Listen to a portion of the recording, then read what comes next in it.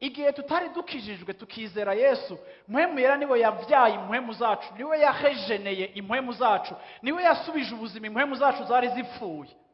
Iyo umuntu atarakizwa, ataramenya Yesu Kristo nk'umwami n'umukiza wiwe, Bibiliya ivuga ngo impwemu yiwe barayapfuye kandi abatandukanijwe n'Imana. Nico gituma Paulo avuga ngo kera twari twarapfuye, abivuga mu Banyefeso igice ca 2. Kera twari twarapfuye. Bibiliya idefinisa canke yidentifia umukristo ataravuka ubwa kabiri nk'umuntu yapfuye.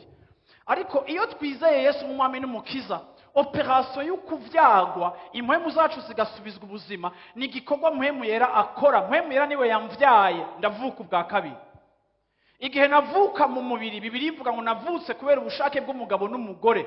Ariko iyo mvyawe mu mpwemu canke iyo mvyawe mu bwami bw'Imana nkacika umwana w'Imana, ni ukuvuga ngo navyawe na mpwemu. Mpwemu yera niwe yakoze operation yo kutuvyara ducika abazima.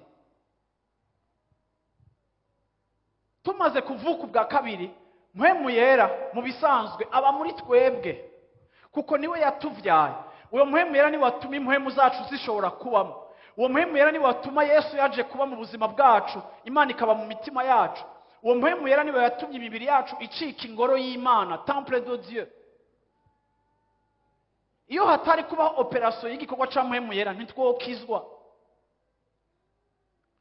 Rero iyo maze kuvuka ubwa kabiri, ni ukuvuga ngo mpwemu w'Imana ari muri esprit yanje. Esprit yawe iri mu mpwemu w'Imana.